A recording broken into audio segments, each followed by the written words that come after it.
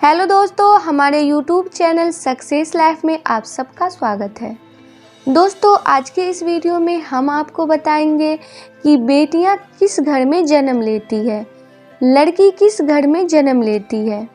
दोस्तों, आप भी जानना चाहते हैं कि लड़की किस घर में जन्म लेती है, तो चलिए दोस्तों, आप हमारा वीडियो अंत तक ज़रूर देखिएगा ताकि आपको पता चल सके कि बेटियां किस घर में जन्म लेती है। दोस्तों, आज भी हम ऐसे समाज में जी रहे हैं जो आज भी पुरुष प्रधान है। आज भी जब लड़की का जन्म होता है तो अधिकतर घरों में मायूसी छा जाती है। और मित्रों, यह और कुछ नहीं बल्कि हम मनुष्यों की अज्ञानता है। लड़की को बोझ समझते हैं, परंतु आपको जानकर हैरानी होगी, लड़की का जन्म हर किसी के घर में नहीं होता, बल्कि उसी घर में होता है जो भाग्यशाली होते हैं और अपने अपने पुण्य कर्म अर्जित किए होते हैं। और आज हम आपको यही बताने जा रहे हैं कि भगवान कैसे घरों को लड़की का जन्म देने के लिए चुनते हैं और वह कौन से पुण्य कर्म हैं जिसकी वजह से कोई भी इंसान बेटी का माँ बाप बनता है। दोस्तों, एक बार भगवान श्री कृष्ण से अर्जुन पूछते हैं कि किन कर्मों के कारण किसी के घर में पुत्री धन प्राप्ति होती है, अर्थात कैसे घरों में बेटियों का जन्म होता है। तब श्री कृष्ण अर्जुन से कहते हैं, हे पार्थ, अगर किसी के घर बेटे भाग्य से होते हैं तो बेटियां सौभाग्य से, और जो भी स्त्री या पुरुष अपने पूर्व जन्म में पुण्य कार्य अर्जित किए होते हैं उन्हें ही एक बेटी के माता पिता होने का सौभाग्य प्राप्त होता है।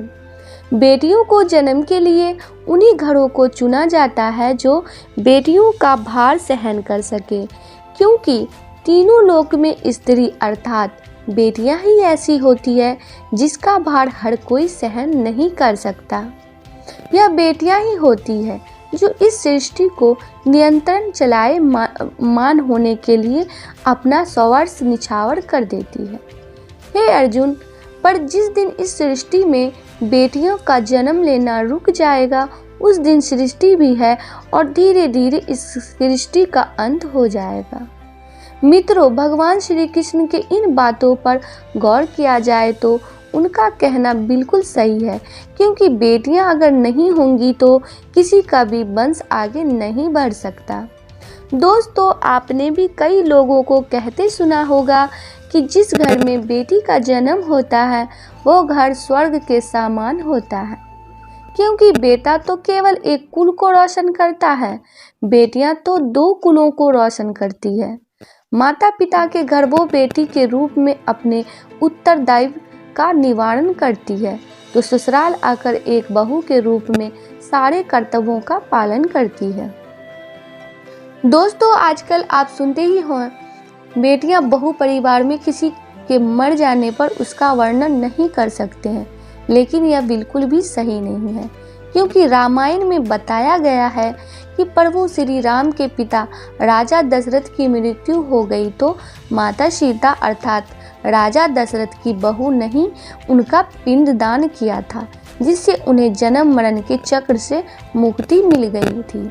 इतना ही नहीं, हिंदू धर्म शास्त्रों में बताया गया है कि बेटियां भी अपने पिता के नाम का पिंडदान कर सकती है। वहीं अगर ससुराल पक्ष में कोई पुरुष नहीं है तो इस स्थिति में भी बहू भी पिंडदान कर सकती है। इसलिए मित्रों, वो लोग बहुत किस्मत वाले होते हैं जिनके घर में बेटी जन्म लेती है। वहीं वो प्रबल किस्मत के होते हैं जिनके घर एक से ज़्यादा बेटियां होती है। शायद यही कारण है कि बेटियों को लक्ष्मी कहा गया है। दोस्तों, बहुत से लोगों की सोच यही होती है कि बेटी है तो बिना समय गंवाए और इस पर पढ़ाई में पैसे लगाए जल्द से जल्द शादी कर दो, लेकिन यह सोच एक बेटी के भविष्य को बर्बाद कर देती है। जरा सोचिए, एक बच्ची के मन में कितने सपने होते हैं, उसे कुछ करना है, लेकिन यह सपने सिर्फ सपने ही रह जाते हैं। इसलिए अपनी बेटियों को सपने पूरे करने देने चाहिए, उन्हें जीवन में हर वो खुशी दें जो उन्हें मिलनी चाहिए। एक बेटे से ज़्यादा एक बेटी हमेशा अपने माता पिता के लिए सोचती है। माता पिता को प्यार और अपनापन बेटी ही दिखा सकती है। बेटी के जन्म को एक जश्न की तरह मनाना चाहिए।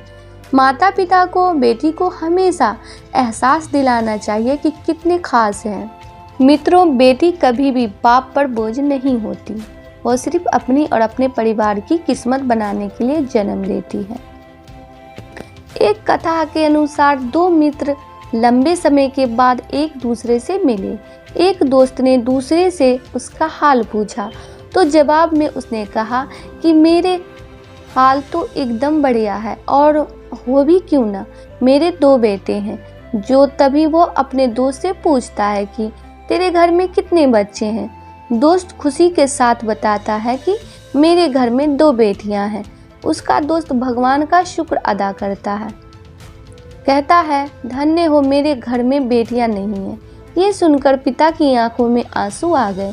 तभी उसकी बेटी पिता के मित्र से कहती है कि अंकल, भगवान हमेशा भाग्यवान को ही बेटी देते हैं, कभी गरीब को बेटी के रूप में माता लक्ष्मी नहीं देते। भगवान उसी को पुत्री का सुख देते हैं जिसके अंदर पालने की समर्थता हो, जो गरीब होकर भी अपनी बेटी को पाल सकता है। एक बार स्वामी विवेकानंद वैष्णो देवी की सीढ़ियां चल रहे थे। बगल से किसान अपनी बेटी को कांधे बिठाए चढ़ाए चल रहा था।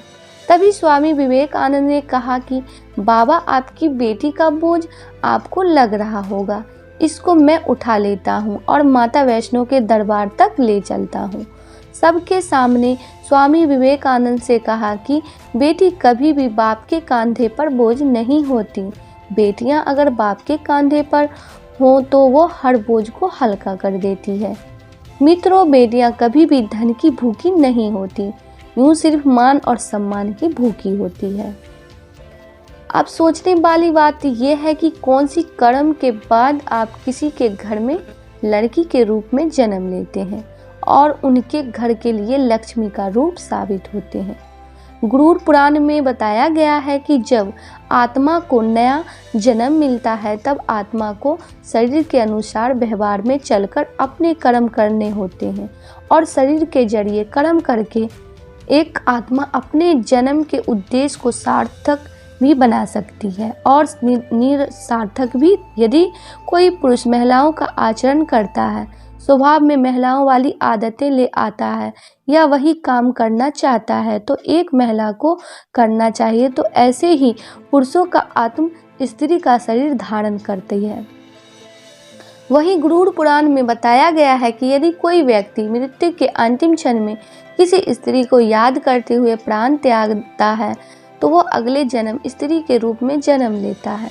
वहीं अगर वो अंतिम क्षण में परमेश्वर का नाम लेता है तो वो मुक्ति के मार्ग पर अग्रसर हो जाता है। आज के लिए बस इतना ही। दोस्तों, आपको ये वीडियो पसंद आया है तो लाइक करिएगा, दोस्तों को शेयर ज़रूर करिएगा, चैनल को सब्सक्राइब करके बेल आइकन को ज़रूर दबाइएगा ताकि आने वाला वीडियो आपको सबसे पहले मिले। दोस्तों, मिलते हैं अगले वीडियो में। तब तक के लिए good bye and thanks for watching my video.